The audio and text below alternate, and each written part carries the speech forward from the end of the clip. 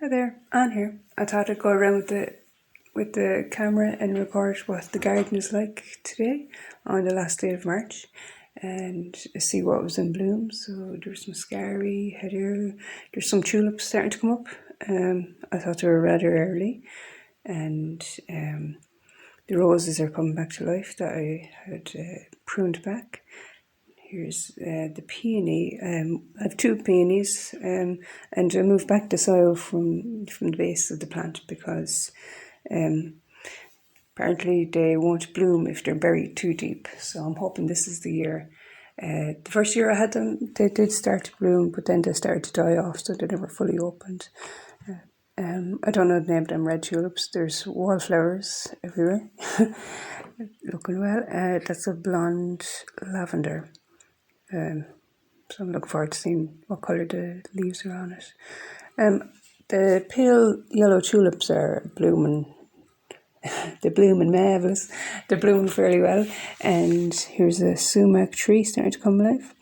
I was driving by a house downtown there that had the pale yellow tulips, and they had some pastel-y pink beside it. So I was like thinking, that's pretty. And it looks kind of very Easter-like. So I was like, yeah, I think I must get some pale pink tulips and put them next to these yellow ones, these very pale yellow ones. That'd be nice. There's Carria. It's doing great. I can't believe I got this from a cutting 5 years ago. And that's from a cutting as well there at the very back, hydrangea. It was blue, but it's going pink because of the soil here in the Midlands. It's not as acidic as down in Wexford. That's Lily. What's it from Wexford? There's the other peony. It's a different shape leaf from the other one. Heuchera. So I see the buds are starting to come on that. So duly noted that will be out around this time.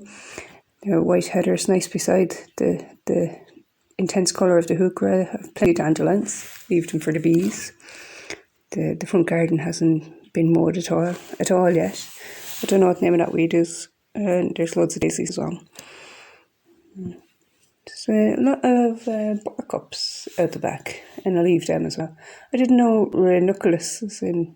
It's the same family as buttercup, so technically have ranunculus. Here's some more wallflower. There's red and yellow. I also have a purpley mauvey one. There's the golden privet doing great. It's really coming on. There's some heather next to it, and there's the mauve wallflower. I've two in the window boxes that aren't doing so well, so I need to take them out of that and put them straight in the ground. There's some blueberries.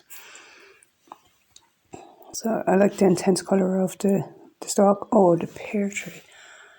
I never filmed all the way up, but here's some flowers. I'm hoping I get pears on it this year. I got one tiny little pear last year, and as soon as I touched it, it fell to the ground. And I was like, no.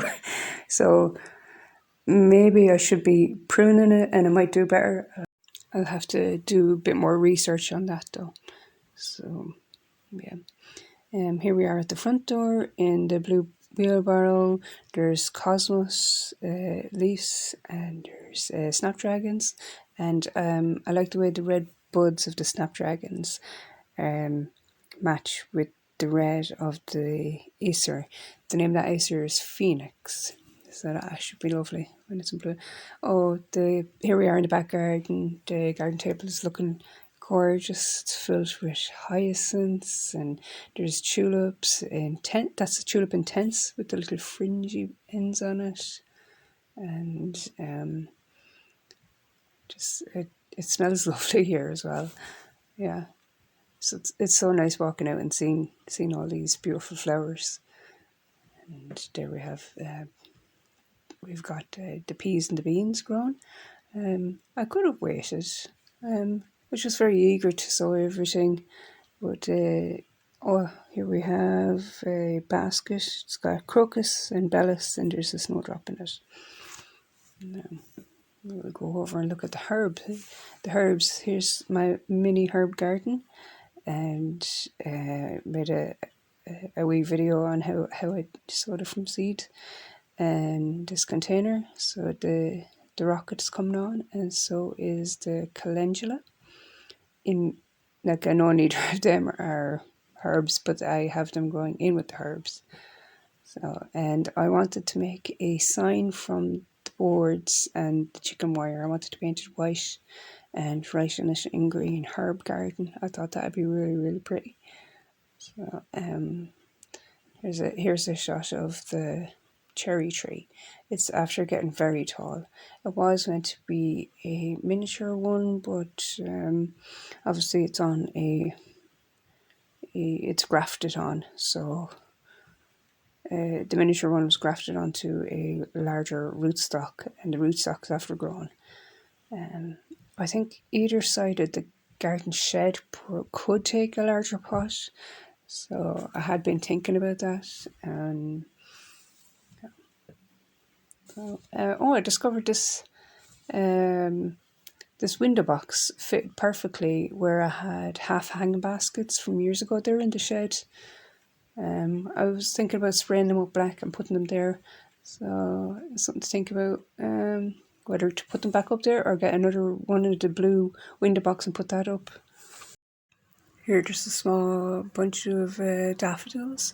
I'd like to get a variety of daffodils come autumn, and in oranges and yellows, all different sizes and sorts. I've got muscari or grape hyacinths. There's an anemone. It's flopping a bit. I hope it'll do better in time. So here the camera gets a little bit distorted. I think because the storage was getting full on my phone. So sorry about the quality there. I do like this area. I had to turn the butterfly around. It was facing the wrong way. This is what I'm calling Fairy Corner. I have a load of crocosmia here. I got a small bunch from a friend, ex-neighbour that took over. Here's the lavender coming back. I had pruned that back there last year. So, yeah. That's another hydrangea. There's my favourite place to sit with a cup of tea. And I have two pale green pots here. One is planted up with all purple flowers and one is planted up with pink. To me that looks red, though the tulip looks more of a reddy colour than purple. But I think I might be slightly colour blind, I don't know. I realise that's a dandelion in the pink pot, but there's actually a fig tree in it as well. Yeah.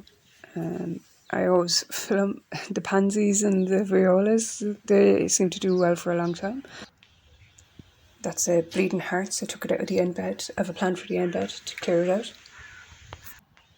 Here's a climbing hydrangea, and I'm not going to do a thing to it. I moved the last one, which was a big mistake, and I also cut it back, which really killed it off. Here I have I have two acers. This one is Katsura. So this one's coming out before the one in the front, so maybe it does better with the evening light. And here's a lovely shot of the sun going down on the 31st of March 2024. It's a crock. What a crock. I got this planning on planting it up with shamrocks because it was a crock. I was like, oh, perfect. Fill it with shamrocks. Like crock of gold, shamrocks, St. Patrick's Day, so on. You'll get a bit of a surprise there. Oh, there it goes, the cat. I think that was Lily. My heart's a little broke with the cats because they keep digging up the ground, and I really want the grass to grow. So it's very, very patchy. I'm hoping that if I just keep persevering at it, it'll go. There's another plant that I dug up from the end bed. It was a stulby. That's a yellowish heuchera. There's a fatsia,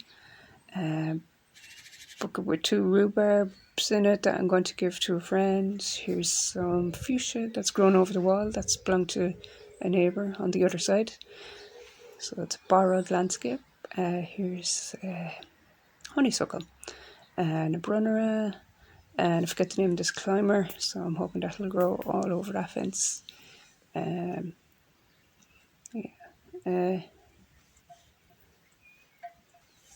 Oh, the brunnera, yeah, there's some brunnera that's actually flowering, and a fern, and an undershot of the cherry blossom.